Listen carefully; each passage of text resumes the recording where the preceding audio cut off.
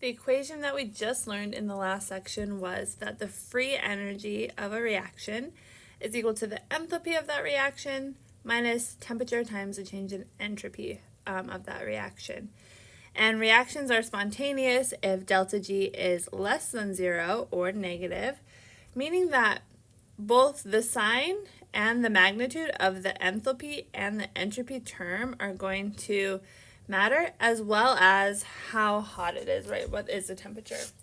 So we're going to practice using those in this practice problem. So we have calculate the free energy change for the formation of nitrogen monoxide from nitrogen and oxygen to give us a reaction, and it's at 298 Kelvin.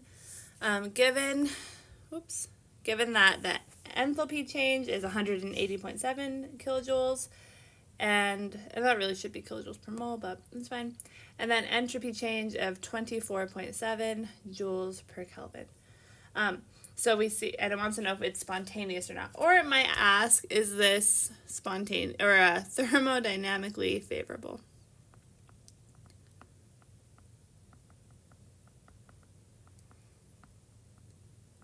All right, so we're going to plug on in to our equation. This one's nice. Delta G equals delta H minus T delta S. So there are a couple things you need to remember every time. First thing is that your temperature should always be in Kelvin. Making sure, now ours already is, that's nice, but make sure it's always in Kelvin. That really does matter. And then you also want the same energy units. Now, so just as a reminder, delta H is measured, usually recorded in kilojoules. Delta S is measured in joules per Kelvin. And delta G is measured in kilojoules usually. So ideally, you're actually just turning your entropy into kilojoules by doing the amount of joules you have, divide by 1,000 joules to go into kilojoules. So that's that's usually the best way to go about it. So we can plug on in. We are going to do delta G equals delta H. So let's keep it in kilojoules, 180.7 kilojoules, just kilojoules, minus temperature, 298 Kelvin, times entropy. So I'm actually going to do entropy all at once. I'm going to say it's 24.7 joules per Kelvin, and I'm going to go from joules, 1,000 joules per kilojoule. We can just do it all in the same parentheses. It's all cool. It's all multiplication. So we plug that in, and we end up seeing, so our 180 value is going to go down because we're subtracting a positive value here. And so what we end up getting is 173.3 kilojoules. So I find this equation really nice to use. It's pretty straightforward. We want to be able to think about Gibbs free energy and the equation we saw before a little bit more conceptually, not necessarily with values always, and having to do calculations. So free energy change, when the forward reaction is spontaneous, our free energy is a negative value. So what we can see here, if free energy is decreasing, or energy change is decreasing, where it's spontaneous. If our free energy is 0, we actually are in equilibrium. That's our reversible process, and that's where our energy change is not changing right there, so it is 0. And then if our free energy change is positive, then our reaction is non-spontaneous, the way that we're going. But if I flip the reaction, then it would be spontaneous. So referring to our equation here, delta G equals enthalpy minus temperature times change in entropy. So we have a few situations. We could have a process that is exothermic. So this equation here, it is exothermic. So delta H is, so heat's leaving it, delta H is negative. We have exothermic. Okay. Now we can see we're going from 2 molecules to 3 molecules. So I'm getting more molecules, meaning increase in entropy. So more disorder. So if I take my enthalpy being negative and I subtract here, the temperature, which is absolute, so no sign there, times the entropy value being a positive, so those are kind of connected. I have a negative minus a positive. Now that gets more negative when I subtract a positive from a negative.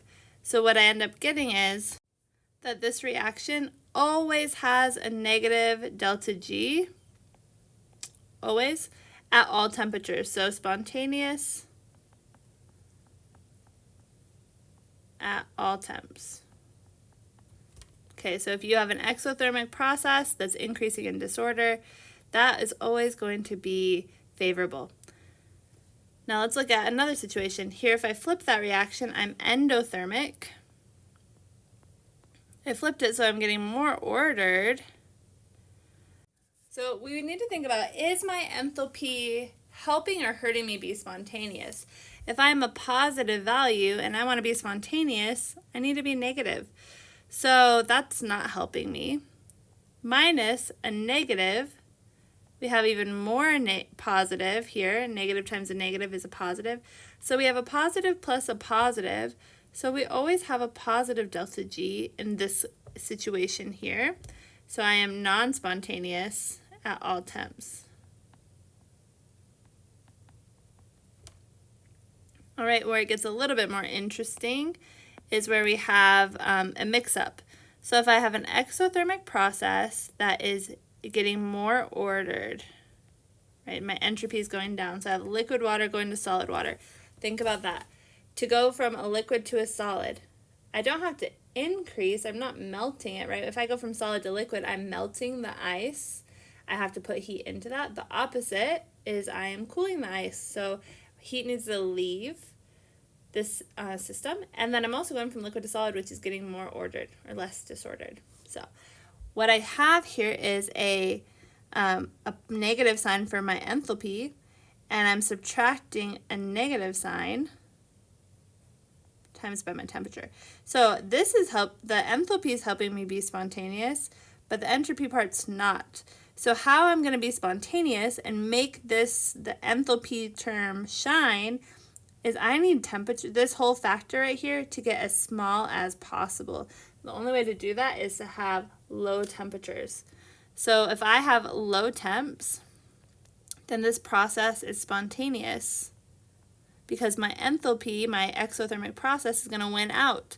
If I'm at high temps, then my entropy term can win out, and then I'm not going to be able to overcome that, and I'm going to have a non-spontaneous process. If we flip that reaction, we flip the signs, we are going from solid to liquid, we're getting more disordered, but I have to put heat in to melt ice, so I'm endothermic. So I'm positive in my enthalpy. That's not helping my Gibbs free energy be negative, but I'm subtracting a positive times temp. So how do I make this term, now my increase in entropy, that's helping with spontaneity. So it's like, how can I make that term even bigger? To outweigh that enthalpy term, I can increase my temps. So in this one, it's at high temps, I'm spontaneous. And at low temps, I'm non-spontaneous. And let's think about that. If I want to melt ice, do I want to do that? Is that going to happen on its own when I'm, out on the counter at warmer temps, or is it going to happen in the freezer, right? Where am I going to melt ice? It's going to happen at high temps, where out on the countertop. If I want to freeze ice, that's spontaneously going to happen in the freezer. It's not going to happen out on the counter at higher temps, and so this is a good example of that. We can also calculate free energy change by also doing products minus reactant. So the standard free energy is going to be equal to products minus reactants times by their coefficients, just like before. And a quick little note about this, you need to be able to kind of navigate this table. So I'm not always going to give you a value for enthalpy and entropy. Sometimes you might get it, and sometimes you might have to use a chemical reaction like we did earlier. So you are going to want to be able to navigate. Okay, I'm an exothermic who is getting more ordered. What kind of temperature conditions are going to allow that process to happen at high temps or low temps? All right, let's calculate. We can also look up the free energy values of all of these different molecules and elements in the table. So what we're going to do is we're going to do delta G is products minus reactants.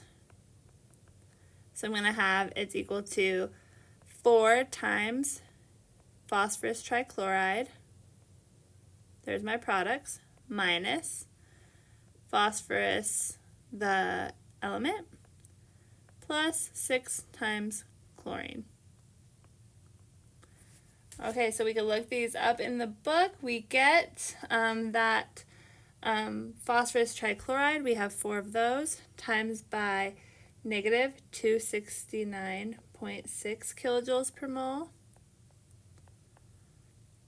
minus phosphorus is, and there's 1 of them, times by 24.4 kilojoules per mole,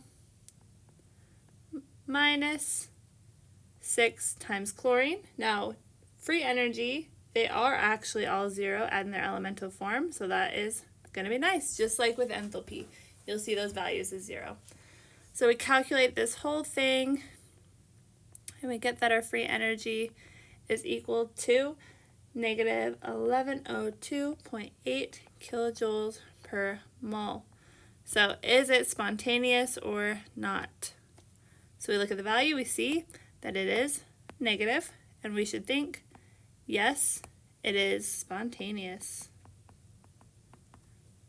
And it wants to know the free energy for the reverse reaction. Well, just like enthalpy, we can take our reverse reaction and just flip the sign. So the free energy of the reverse reaction is going to be positive 1102.8 kilojoules per mole.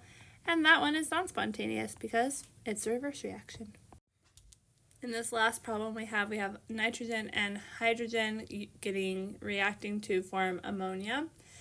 And we have an enthalpy term here. Our enthalpy value is a negative value. It's exothermic. And our entropy term, change in entropy, is negative. I'm going from 4 molecules to 2 gas molecules. And so we're getting more ordered, making it a negative entropy term. I don't know if you're having a hard time saying entropy and enthalpy, but I stumble through all of those words all the time, so please forgive me. So let's use our free energy calculation to determine what we think is going to happen. What's our trend? So we have, think about if I want to be spontaneous, so I'll say spontaneous, we have delta G is a negative value. So let's think about, is this process going to be spontaneous? I have a negative enthalpy term minus the temperature times a negative entropy term. So I'm subtracting a negative, meaning I'm getting more positive. Which of these factors are helping me be spontaneous? Well, our enthalpy term is helping me be spontaneous because I'm a negative. But when I have the entropy, I'm getting more ordered. That's not helping me be spontaneous. So I want my temperature factor to get as small as possible for this process to be spontaneous. So I'm going to be spontaneous at low temps. So it says predict the direction that the delta G will change as we increase the temperature. Well, we should say that I'm going to get, as I increase the temp, I'm going to get less spontaneous, meaning if spontaneous is negative, I'm getting more positive for delta G. Getting closer and closer to 0 until I eventually become non-spontaneous. And then it wants us to calculate it, so let's see what happens. We're going to predict delta G at 25 degrees Celsius, so I'm going to add 273 to that, and 500 Celsius, so I'm going to add 273 to that as well. So our 2 temperatures, we have temperature 1 is going to be 298 Kelvin, and temperature 2 is 773 Kelvin. So we can plug in delta G equals delta H, which is negative 92.38 kilojoules per mole. Nope, we'll just say kilojoules. Minus 298 Kelvin times by my entropy, negative 198.3 kilojoules. Nope, just joules actually. That's a key thing here, per Kelvin. And we need to go into kilojoules, so 1,000 joules per kilojoule. All right, so we can plug that on in. And for our first temperature, so for T1, we get our value to be negative 33.3 kilojoules. So yeah, spontaneous at lower temps. Now for our second temp, we're going to do the exact same thing, so negative 92.38 kilojoules minus our new temp, so 773 Kelvin, times by this same number, negative 198.3 joules per Kelvin, and get our joules into kilojoules. When we plug that value in, we get positive 61 kilojoules. So that's a positive. So non-spontaneous. And that's what we predicted with our trend.